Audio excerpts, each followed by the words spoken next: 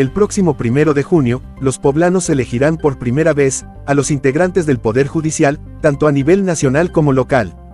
En Puebla, uno de los cargos a elegir serán los magistrados federales en materia civil, donde Daniel Flores Garrido, abogado de profesión, busca este cargo.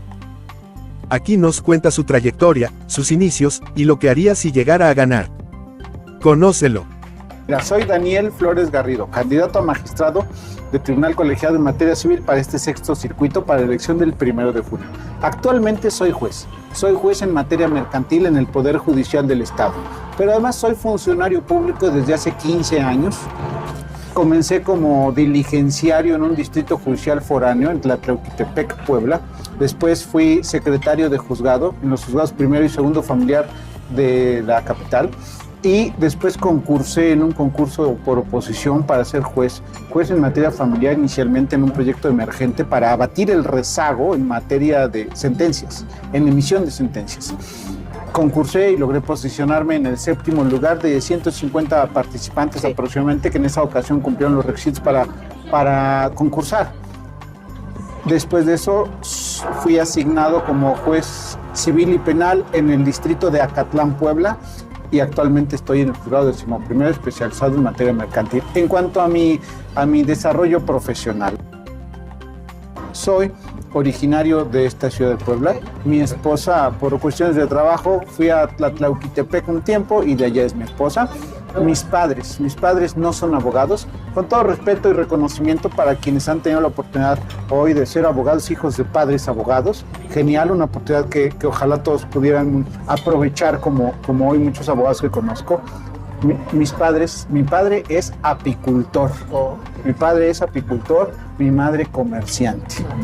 De las abejas he aprendido el sentido del trabajo incansable y del trabajo en equipo. De mi madre comerciante he aprendido el sentido del servicio, la empatía con tu cliente, pero también con tu público y con las personas justiciables.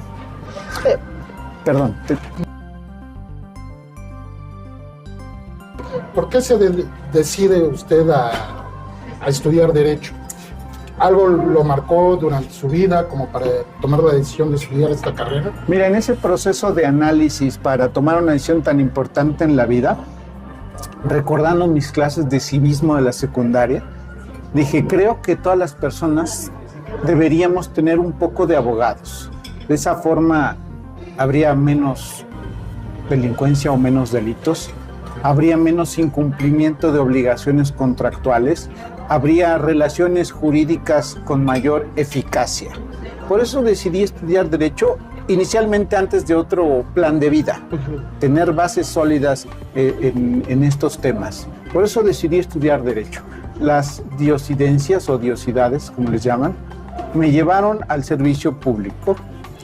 Y después de 15 años, 14, casi 15 años de trayectoria como funcionario público, después incluso de esta reforma que me llevó a cuestionar qué íbamos a hacer frente a ella, y como operador jurisdiccional tomé la decisión de inscribirme a este proceso, ya estando en el curso del mismo. Fíjate, mi padre me contó una anécdota. Mi abuelo era un hombre de campo, de Huaraches y Morral, y mi padre me contó, oye, tu abuelo siempre cargaba en su morral, por allá de los 30, 40 estamos hablando, tu abuelito Alfonso, que falleció en el 86 aproximadamente, tu abuelito cargaba siempre 2 libros en su morral, su Constitución Política y su Código de Procedimientos Penales. O sea, desde ese tiempo había cierta... Él no era abogado. Sí, pero se protegían de esa forma. Sí, claro, pero además esta vocación de alguna forma, vamos a decirle de esa manera, transgeneracional, ¿no? Que hoy encuentro como un sentido trascendente en esta participación, porque hoy soy juzgador de asuntos o de problemas entre particulares. Pero esta experiencia, esta sensibilidad y la trayectoria que tengo, quiero ponerla al servicio de la ciudadanía para juzgar en torno a derechos humanos, que es lo que hace un magistrado de tribunal colegiado en materia civil. Resolver asuntos en que Ahora, donde estoy, resuelvo asuntos entre particulares, persona A, persona B. El magistrado federal lo que hace es resolver asuntos entre persona A y autoridades en torno a los derechos humanos. Por eso es que me hace especial sentido esta anécdota que me contó mi padre. Sí. Desde luego, inmediatamente le pregunté, ¿dónde está esa Constitución? No sabemos dónde quedó, pero es una experiencia de vida y de familia que hoy llevo como una anécdota atesorada aquí en el corazón. Entonces,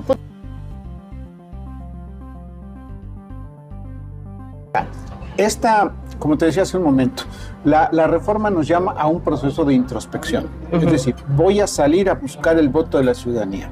¿Qué voy a llevarle? Hacia eso. ¿De qué va la...? Primero hay que analizar de qué va la reforma. ¿Cuáles son las circunstancias que la justificaron y el contexto histórico en el que se da? sí, porque hay poca información o mala información, ¿no? Sí, mira, pensemos primero que con la pandemia vivimos el encierro y el aislamiento. Sí. Como reacción natural, las personas buscamos encontrarnos nuevamente persona a persona, relacionarnos entre personas. Por eso los medios hoy son tan consumidos en función de la persona, ya no en función de la marca, ya no en función de la empresa o la corporación. La comunicación es interpersonal. Así es. Esta reforma nos invita a elegir al nuevo Poder Judicial, pero no como institución, a llevar perfiles, personas que podamos conocer, que podamos tener vinculación. Desde luego eso no tiene por qué cuestionar nuestra objetividad y nuestra imparcialidad.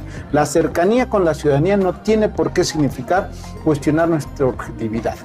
La obligación de fundar y motivar no desapareció de la Constitución, sigue estando presente. Entonces, ¿a qué nos lleva la reforma? A mantenernos vigentes, presentes, hablando de justicia y derecho en la sociedad.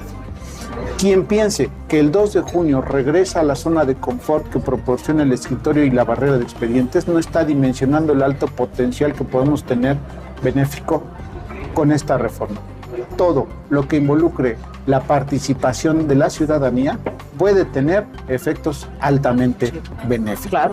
Entonces, en este proceso de introspección, dije, ¿qué voy a llevarle a la ciudadanía? Vamos a ofrecer, a proponer, a prometer aplicar el derecho, luchar por la justicia, combatir la corrupción. Esa ya es nuestra obligación. Me parece que no es correcto llevar a propuesta algo que ya es nuestra obligación y que hoy como personas juzgadoras ya es nuestro día a día, ya es nuestro objetivo día con día que cumplimos con esfuerzo y con dedicación. ¿Qué podemos ofrecerle entonces de valor o a la ciudadanía? Tenemos que desarrollar un valor agregado. Entonces, el Instituto Nacional Electoral para la plataforma Conóceles nos pide desarrollar 3 propuestas. Primera propuesta, ser un magistrado cercano. Ser un magistrado de puertas abiertas, accesible, escuchar. En el marco, desde luego, de la legalidad. Que eso no cuestione nuestra objetividad y nuestra imparcialidad. Pero muchas personas a veces buscan a sus funcionarios solo para ser escuchados. Es el primer contacto, la escucha verbal. Después, buscar desde luego los elementos de análisis para sostener una decisión judicial. Pero de entrada ser cercano. Soy un juez de puertas abiertas y siempre he sido un funcionario público de puertas abiertas. Segunda propuesta. Eficiencia y eficacia en la administración de los recursos. ¿A qué voy? No es lo mismo impartir justicia que administrar justicia. Cuando incorporas el término administrar, hace referencia a la planeación, organización, supervisión y evaluación de los recursos para lograr los objetivos con eficiencia y eficacia. Entonces, no más despliegues inéditos de recursos para resolver un solo expediente. Vamos a resolver todo, justicia genuinamente pronta y expedita, concentrándonos en los argumentos, haciendo las cosas de forma diferente. No podemos tener resultados diferentes haciendo las cosas de la misma forma. Necesitamos hacer las cosas de manera diferente para lograr resultados diferentes. Eso también hoy ya lo hago como juez.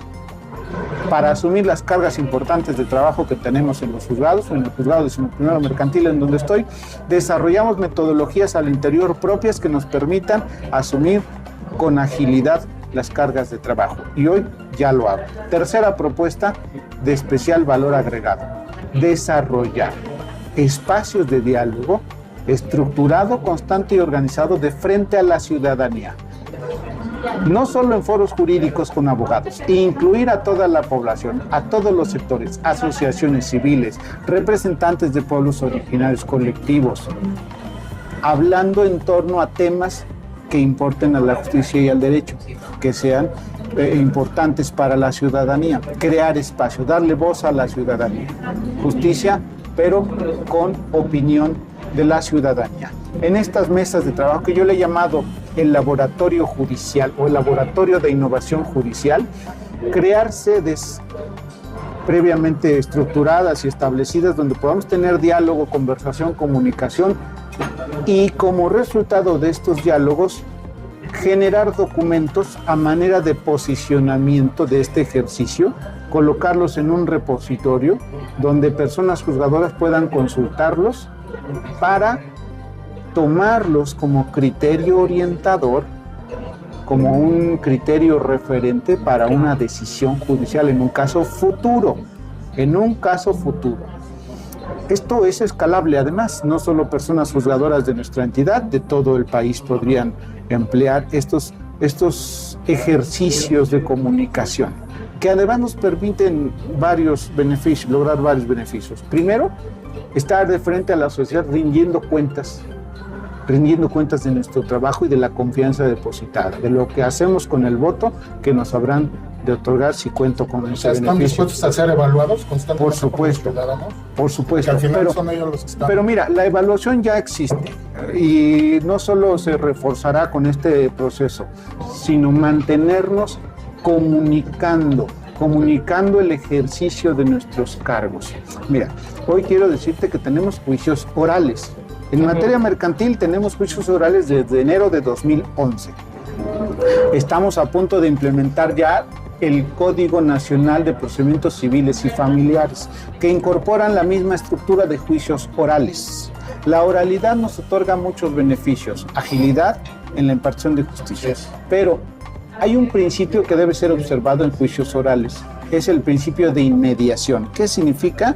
Que el juez presida las audiencias. Pero creo que, y estoy convencido, que no es la única vertiente del principio de inmediación. Otra vertiente del principio de inmediación muy importante es que el justiciable comprenda lo que está sucediendo. Claro. Que comprenda la decisión, que comprenda la sentencia, que nos comuniquemos con lenguaje claro, concreto y ciudadano.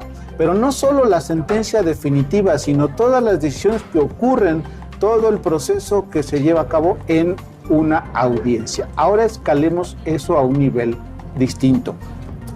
Que magistrados y magistradas comuniquemos a la ciudadanía las decisiones que se están tomando en los tribunales colegiados. Que mantengamos vigente el discurso en torno a la justicia y al derecho. Tú lo sabes muy bien, la palabra crea realidades. En un conflicto entre dos particulares, el que gana se va a su casa y se queda calladito, pero el que pierde se mantiene hablando, buscando explicaciones, el abogado, que el juez, que el secretario, etc. Hoy la percepción es de desconfianza. Hay cifras que hablan que el 63% de la población desconfía del Poder Judicial, pero solo el 9% ha tenido contacto con un juez o un tribunal. Creo que debemos, ese es el reto, cambiar esa percepción. Sí, porque se creen inalcanzables, o sea, realmente esta falta de comunicación precisamente está generando que la gente pues desconozca todos estos procedimientos, y lo complicado en el lenguaje legal está generando que la gente desconozca lo que pasa en un juicio, ¿no? Claro, hoy nos piden que expliquemos qué hace un magistrado en 2 meses de campaña. Creo que es algo muy cercano a lo imposible, cuando nunca habían estado presentes frente a la ciudadanía. Hacemos un esfuerzo de comunicación y en muchas ocasiones logramos dejarlo claro. Pero creo que más importante que explicarle a la ciudadanía qué dice la ley que debe hacer un magistrado, es explicarle qué sello personal le voy a imprimir a la función como magistrado si es que deciden por este proyecto. Dejar claro cuál es el diferenciador que marque o que habrá de marcar cada candidato en el ejercicio del cargo. Tocas algo muy importante. ¿Cómo decías, perdón? ¿Cómo hacerlo? O sea, ¿cómo cambiar esa percepción de que también la gente usa? O sea, ¿cómo hacerles entender lo que usted decía en un lenguaje más fácil, ¿no? En un Porque lenguaje es muy ciudadano. pesado. Mira, todo esto lo mencionas, lo decimos, y todo el contexto que tenemos, no hay que perder de vista que es anterior a la reforma. Tiene un sustento en los hechos ocurridos antes de este proceso de reforma. El 2 de junio debemos empezar a construir una nueva realidad, un nuevo ecosistema, cambiar la cultura jurídica en torno al diálogo. En nada que involucre la participación ciudadana puede dejar de tener efectos altamente benéficos. Eso es a lo que invito. Ese es esencialmente el objetivo, invitar a participar, a generar comunidad en torno a la justicia y al derecho, y es el alto potencial que puede tener esta reforma. Ahora, mencionaba algo importante. ¿Qué opinión le merece esta elección? Porque ha sido muy cuestionada.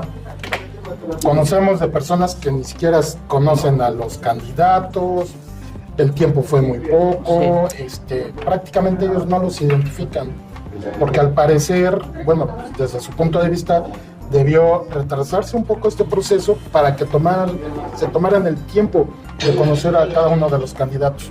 ¿Usted lo ve así o es suficiente el tiempo que se les dio para que por lo menos los ciudadanos de a pie pues conozcan lo que hacen los magistrados? Mira, identificarlo sobre todo. Yo creo que la justicia no puede esperar.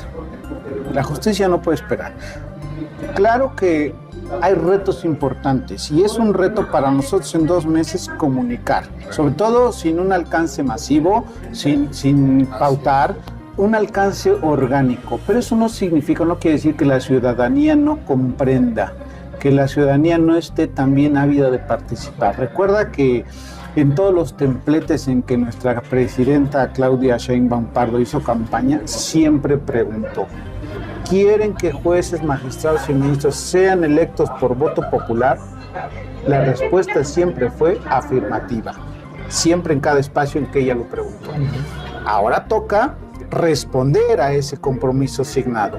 La ciudadanía, por ese discurso, por esa plataforma, la ciudadanía sabe que eso es hoy una realidad, sabe que ese proyecto, esa propuesta cristalizó.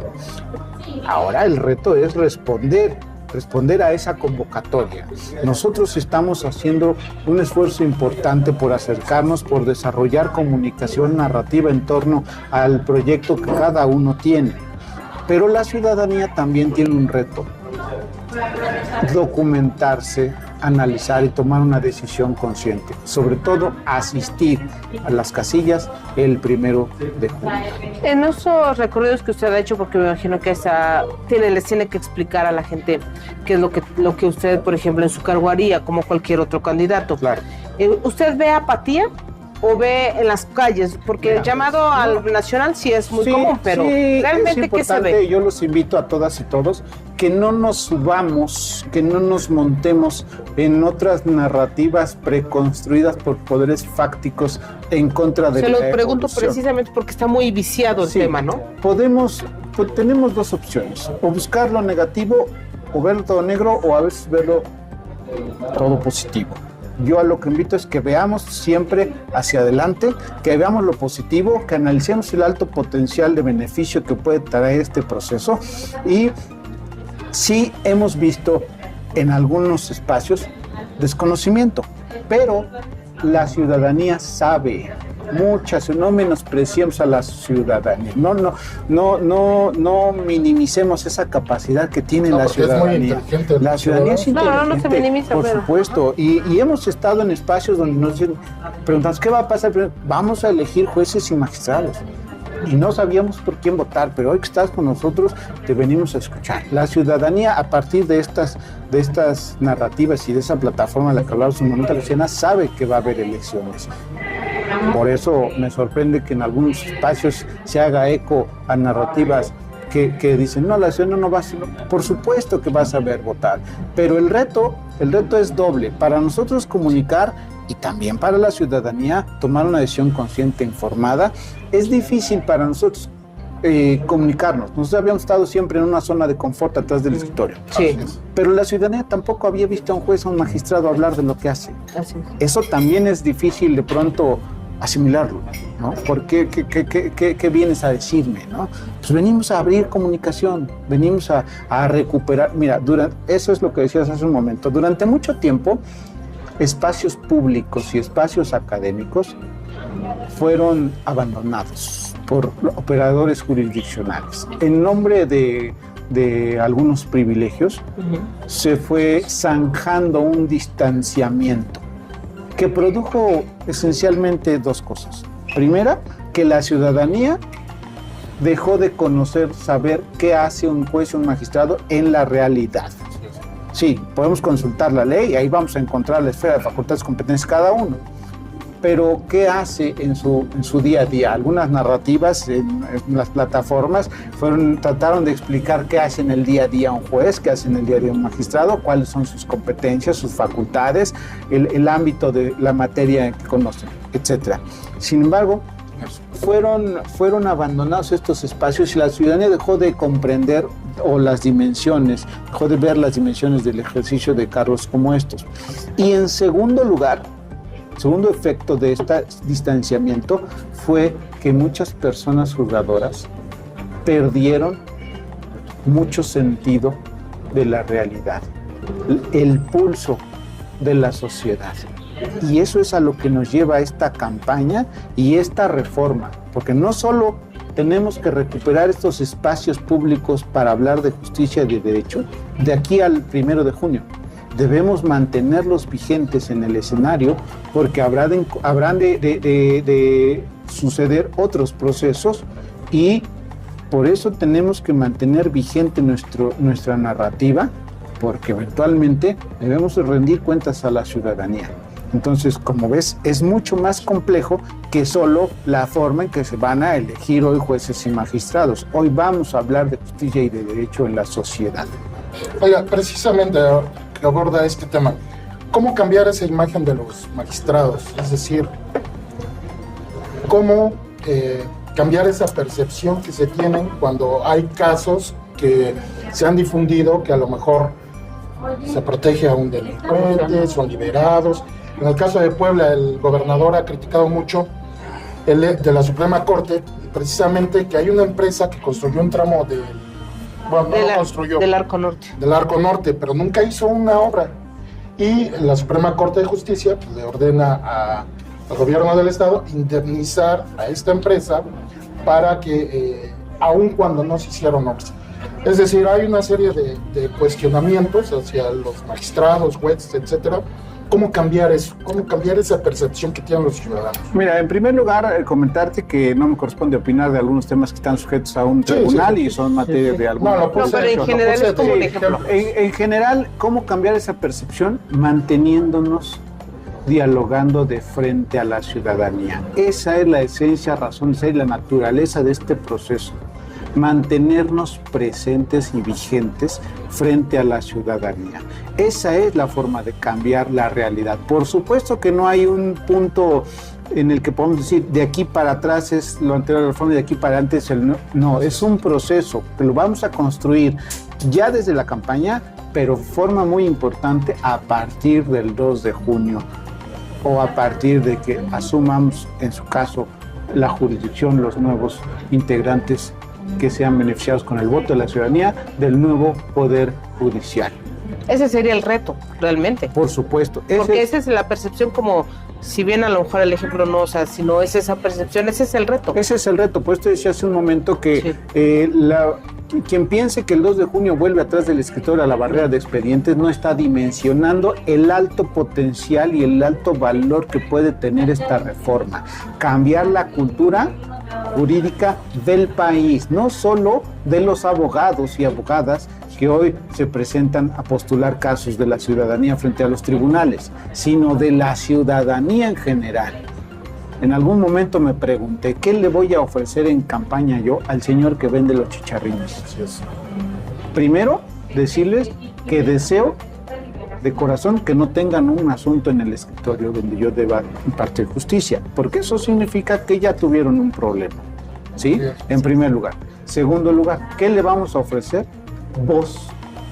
Voz a la ciudadanía en los temas de justicia, que su voz sea escuchada por nosotros, que nosotros en esa recuperación de los espacios públicos y académicos a la que nos invita la reforma, logremos nuevamente recuperar la percepción, el principio de realidad, recuperar la sensibilidad de lo que sucede afuera para dimensionar de forma más importante el reto de asumir con eficiencia y eficacia la justicia y que sea genuinamente pronta y expedita.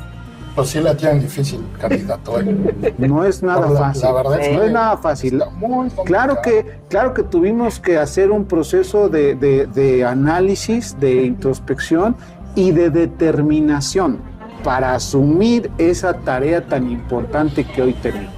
Por supuesto que lo hice, por eso yo invito a la ciudadanía a acudir el 1 de junio con su credencial para votar a la casilla. Si no conocen dónde está, busquen en Google, ubica tu casilla, ahí están, ponen su estado, su entidad, su sección, de forma muy sencilla les arroja el domicilio exacto y preciso donde habrá que colocarse su casilla. 6 boletas vamos a tener a mano. ¿Qué color le 6 corresponde? boletas, en la boleta rosa poner el número 20, boleta rosa número 20. Soy Daniel Flores Garrido, síganme en mis redes sociales, los invito, también es muy importante porque esto no queda el 1 de junio, vamos a hacer comunidad, síganme en mis redes sociales para hacer comunidad en torno a estos temas de justicia y de derecho.